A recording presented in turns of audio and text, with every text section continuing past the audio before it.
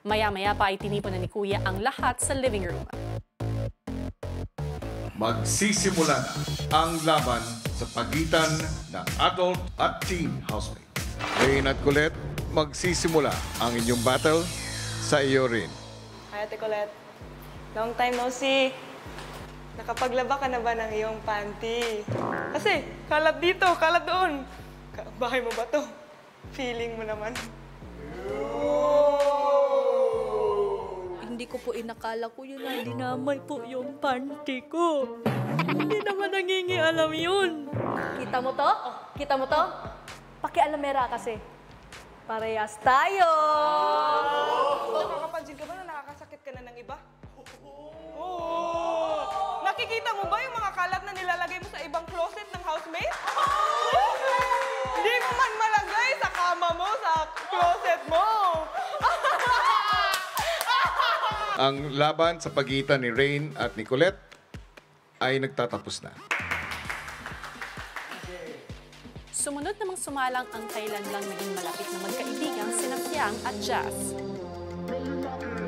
Sobrang kinabahan ako. Because I know her capabilities na hindi siya magpapatalo din, sobrang palaban. Oh, Fiang, sinabi mo sa akin noon na nawalan ka ng respeto. Totoo ba? Hindi ka lang marunong rumespeto? Kasi kung iisipin mo, pagrespeto ba yung pagsisigaw sa hapagkainan? O pagsasalita ng bad words na naririnig ng mga ibang kabataan? Sabi mo, pagiging palamura. Eh, sino bang mas ate sa atin ang nagbabad finger sa harap ng camera? Aba, Fiang, sino bang may manliligaw sa ating dalawa na nag-aantay sa labas pero ikaw, 1, 2, 3, kinakapitan, sila na nga yung lumalayo sa'yo, di ba? Pero bakit mo pinipilit yung sarili mo? Oops! You disrespect him. Nah, you will never gain my respect. Di ko nga alam ba't kita tinatawag na ate. Hindi nga kita kaano-ano at hindi ka naman karisrespeto. Sa ginagawa mo, hindi nga dapat just ang pangalan mo. Alam mo, dapat pangalan mo, attention seeker. Alam mo, Jazz, tatanggalin ko na yung ate, ha. Nalilito ako kung ano ba talagang pakay mo. Nag-iinarte ka pa eh. Gusto mo din naman talaga na nilalandi ka. Para kang linta, napakalat-kalat, kaya ka niloloko. Oh, nagtataka ka pa. Bakit ka niloloko ng ex mo? Eh, ganyan pala ang ugali mo.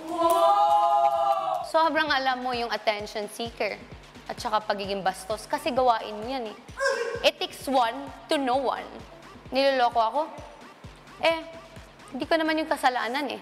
Sino ba yung iniwan tapos ang tagal naka-move on? Eh, ikaw, proud ka ba na nakikita ng kapatid mo at ng mama mo ang kalandian mo dito? Ano bang pinunta mo dito? Pangarap? O syota?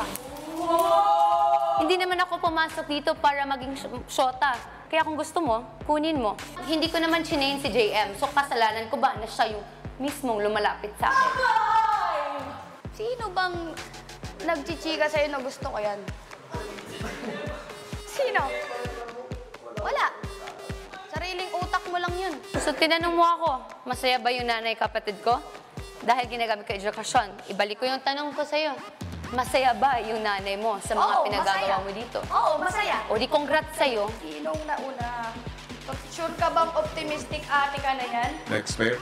O kaya pakitang ate?